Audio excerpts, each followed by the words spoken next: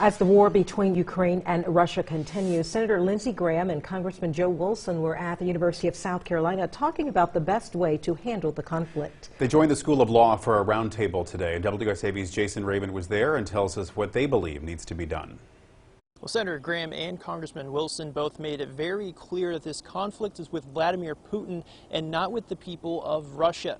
They shared what steps the U.S. should take to continue to support Ukraine as this war continues. This is a war against Putin. They say this conflict is about the rule of law versus the rule of the gun and have serious concerns about the global implications if Ukraine were to lose this war. Now, Graham and Wilson say the U.S. needs to do everything it can to help Ukraine win, whether it be with military aid or economic assistance, and to keep up with the sanctions against Russia.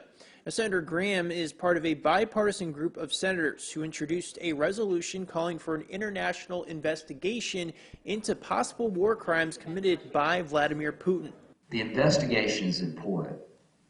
It's more than symbolic. But if we do not fully go all in for this is war crime behavior, then everything we've talked about since the end of World War II is pretty much talk.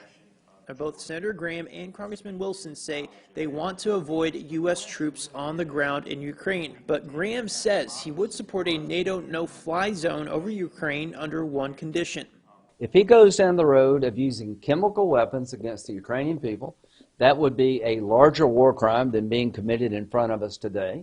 That should spark a response to protect the Ukrainian people against a miserable death.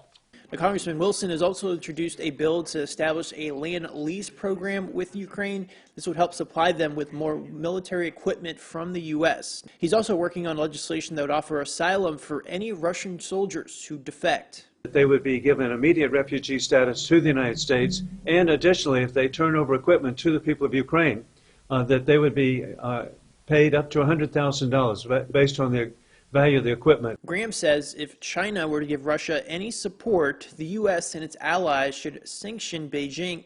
In Colombia, Jason Raven, WSAV News 3, on your side.